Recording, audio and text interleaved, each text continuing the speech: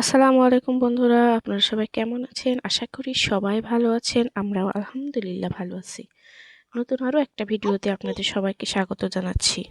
তো এই যে আমরা বের হব, ভাবছিলাম যে সকালে খাবার-দাবার খেয়ে বের হয়ে যাব। তো আর সেই সুযোগ হলো না। ভাইয়া এই যে বাজার থেকে ভুঁড়ি নিয়ে আসছে, খাসির ভুঁড়ি।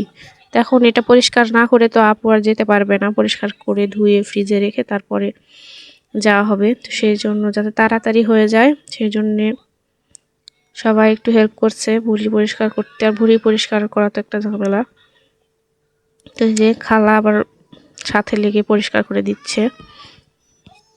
ভুঁড়ি পরিষ্কার করে খাবার-দাবার খেয়ে সন্ধ্যার আগ দিয়ে বের হবো। এখান মানে বেশি দূরে তো না, সন্ধ্যার আগ দিয়ে বের হয়ে যাব। এই যে খাবার-দাবার নিয়ে মানে খাওয়ার জন্য সবকিছু নিয়ে আসা হচ্ছে। এই যে ডিমের কোরমা, দেশি মোরগের ঝোল, তারপরে এখানে যে কড়াই হচ্ছিল পোলাও। তো হাঁডি পাতিল সব নিয়ে বসে পড়ছি। খেয়ে দিয়ে সব কিছু ধুয়ে ইয়ে করে তারপরে বের হবো। ওই জন্য সব এগুলো কড়াই টড়াই নিয়ে বসে পড়ছি সবাই খাবার খেতে। তো খাবার খেয়ে তারপরে যাব। এই যে সবাই একসাথে এভাবে খাওয়ার মজাই আলাদা। সবাই গোল হয়ে বসে মাঝখানে খাবার রেখে গোল হয়ে বসে গল্প করছি আর সবাই খাওয়া দাওয়া করছি। তো অনেক মজা হচ্ছে, হাসি ঠাট্টা গল্প হচ্ছে আর খাওয়া হচ্ছে এখানে। তো আমার মেয়ে যে এসে বসলো কেবল। তো আমি ওই প্লেটে ওকে ভাত দিতে চাইছিলাম, তো এই প্লেটে ভাত নিবে, সেজন্য ওকে আবার আমার প্লেট থেকে ডিম তারপরে এগুলো তুলে দিচ্ছি, পোলাও দিচ্ছি। তো ডিম আমি খাবো না আজকে, সেজন্য আমি ডিম খাইনি, ওইটা ওকে তুলে দিলাম। আমি শুধু দেশি মুরগির ঝোল দিয়ে ভাত খাইছি। আসলে দেশি মুরগির ঝোল কার না ভালো লাগে বলেন? সবারই ভালো লাগে, অনেক পছন্দ। আমার তো সেই পছন্দ লাগে দেশি মুরগি, হাঁস, মানে এগুলোর মাংস আমার খুব ভালো লাগে এই পোলট্রি মুরগির চাইতে। তো সেই জন্য ডিম আর খাইনি, এগুলো দিয়ে খাইছি। তো চলে আসছি বাসায়। এই যে বাসায় এসে পরের দিন সকালে পরের দিন সকালে সবাই পিঠা বানাইতে লেগে পড়ছি। পিঠা বানাচ্ছি এখানে। শীতের মধ্যে পিঠা না খাইলে কেমন লাগে বলেন? শীতের মধ্যে তো সবাই পিঠা খাইতে আসে বাবা মার বাড়িতে, তাই না? তো এখানে আমরা সবাই মিলে পিঠা বানাতে লেগে পড়ছি। এই যে এখানে আমি পিঠা বানাচ্ছি। আমি অত ভালো পিঠা বানাইতে পারি না, যেভাবে পারি সেভাবে বানাচ্ছি। এই যে কেমন হয়েছে জানি না, তবে মোটামুটি হয়েছে ভালোই। তো এখানে আমরা 4-5 জন পিঠা বানাইতে বসছি যাতে তাড়াতাড়ি পিঠা বানানো হয়ে যায়।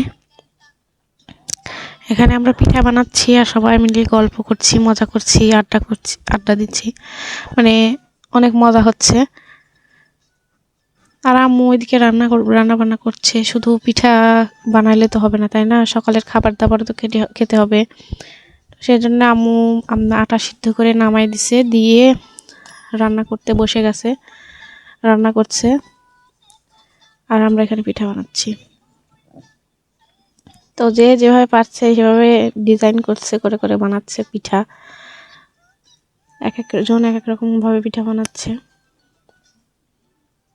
কেউ কেউ সিঙ্গারার মতো দেখতে পিঠা বানাচ্ছে, কেউ গোল গোল টাইপের এরকম পিঠা বানাচ্ছে সবাই। তো আজকে কয়েক রকমের পিঠা বানানো হবে। দুধ চিতই পিঠা, তারপরে এই যে পুলি পিঠা, আর একটা পিঠা হচ্ছিল যে ছাঁচ দিয়ে বানায়, ফর্মা দিয়ে বানায় না একটা পিঠা, ফুল পিঠা, ওই পিঠা বানানো হবে। তো এই যে খালার পিঠা বানানোর জন্য আটার ইয়েগুলো মুথে নিচ্ছে, তেল তারপরে ডিম এগুলো দিয়ে ভালো করে মুথে নিচ্ছে। যত মথা হবে ততই মানে পিঠাটা মজা হবে, নরম হবে। এই যে একজন সিঙ্গারা শেপে বানাচ্ছে, একজন গোল গোল টাইপের বানাচ্ছে, এরকম করে পিঠা বানিয়ে রাখছে ওখানে।